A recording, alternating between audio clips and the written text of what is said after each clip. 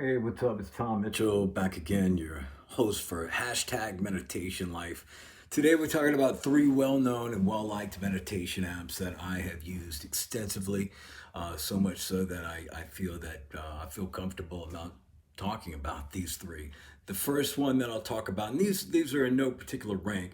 The first one that I'm talking about is the Insight Timer app. A lot of people know this. It's a free app. There is a paid option on Insight Timer.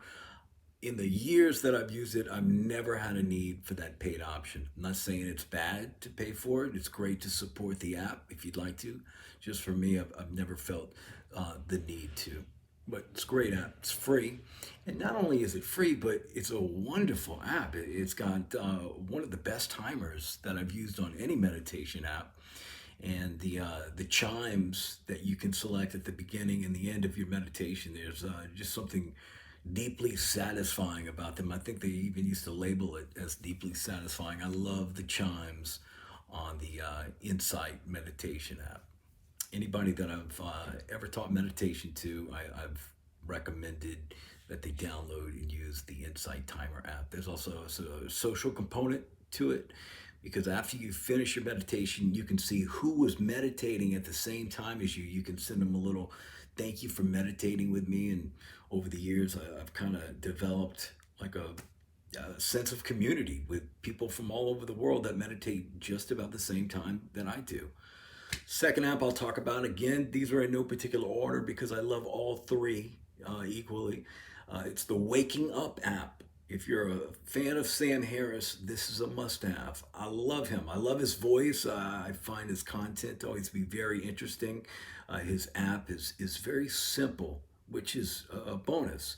It's got meditation theory. He's got conversations with prominent meditation teachers, and he's got his own decades of experience. Sam is not playing around when it comes to meditation. He's traveled to India. He's met Papaji. He's met some really prominent people, and he basically boils down his meditation practice into an easy to understand, minus all the rituals that a lot of Buddhist practice have with it. Not that there's anything bad with rituals. I happen to love him, but I'm just saying that Sam Harris's approach is just to give it to you as simply as possible.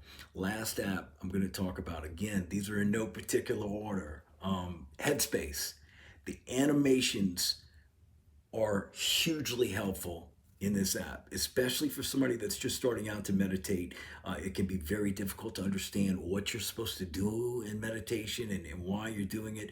Headspace does a perfect, awesome A1, A plus 100 job of encapsulating what meditation is in these short animations. When I was just starting out meditation, I wish apps were available. I wish Headspace had been out. It would have saved me years off of that learning curve.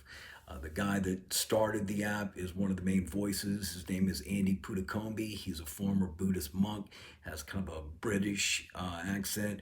His voice to me is real easy to follow. It's everything that he says is so spot on. And even somebody that's had years and years of meditation will be able to learn something from the Headspace app or from Sam Harris's app. Just the same. I'm talking to beginners here, but if you're an experienced meditator, you will definitely get something out of these apps. I would think. I originally wanted to rank them, list which ones were my favorite, but after putting thought into it, I just really feel that they're all so wonderful. Trying to pick out my favorite child out of three, it's just impossible. Being that Insight Timer is free, that should be like a must-have on anybody's phone that is doing meditation. Somebody that wants to get more focused into their practice, then it would maybe be down to Waking Up or Headspace. Yeah, so I'll leave that to you to decide. Either way, I'm glad you stopped by.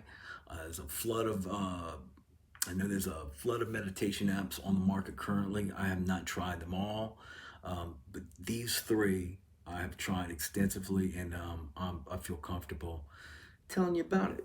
So whichever one you decide on, the important thing is to remember, meditate. Gotta do it. You can't really be mindful without the meditation practice to back it up. We can understand the concept of being mindful, being aware of our thoughts at all times, but without the meditation practice to back it up, we're really not being mindful. And that's the cold hard truth, at least the way I see it. Hey, I'm glad you stopped by. My name is Tom Mitchell, and this has been another episode of Hashtag Meditation Life.